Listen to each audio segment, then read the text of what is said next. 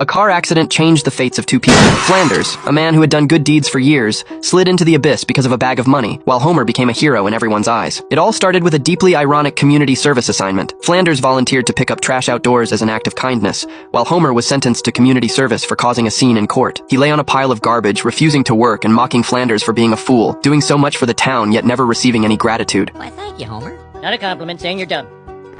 Just then, a garbage bag was swept up by the wind, and the wheels of fate pushed him down a small hill. Flanders crashed headfirst into a dead tree, and happened to discover a gym bag stuffed with cash. Homer, who had followed to mock him, also tumbled in. Oh, it's always been my dream to find a bag of money. You stole my dream. But by the principle of finders keepers, the money belonged entirely to Flanders.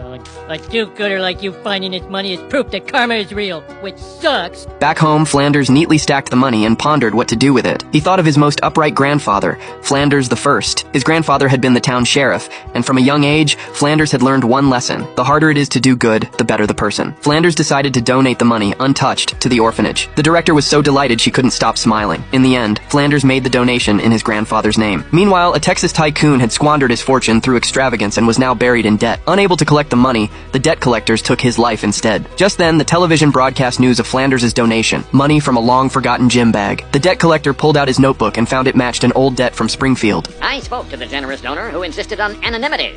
It feels darn diddly good. Soon, the debt collector found Flanders at the church. He showed Flanders his ledger, and Flanders was instantly shocked. This is now your debt to me. At that moment, the orphanage director walked in. Through the donation, the two had developed feelings for each other and begun dating. This made Homer even more jealous, and in front of everyone, he viciously mocked them. All right, Noggy, into the drunk rink with you.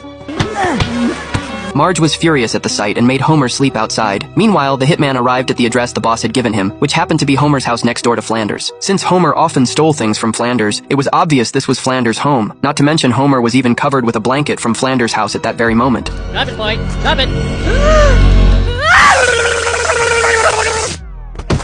And so Homer was taken away. The debt collector immediately recognized this wasn't Flanders. The hitman was incredulous. Homer's credit card, bracelet, and even underwear all bore Flanders' name. Stupid Flanders getting me kidnapped. Brought me the wrong man! Just as the hitman was about to make his move, the debt collector figured someone this close to Flanders might prove useful. Meanwhile, Flanders was interrupted mid-prayer by a sudden phone call. Flanders, you gotta save me. This guy's way too weird not to be dangerous. He doesn't even look at his phone when he's bored. He's not human, I tell you. The caller demanded Flanders hand over the donation, or Homer would be dealt with. Guilt-ridden, Flanders prepared to steal the money back from the orphanage. So where did this bag of money actually come from? Back when Flanders the First was sheriff, he frequently clashed with the local mob. Routine bribes were a tradition of corruption in Springfield. Grandfather Flanders always turned a blind eye, and to maintain his image, he even put on a show for young Flanders. The naive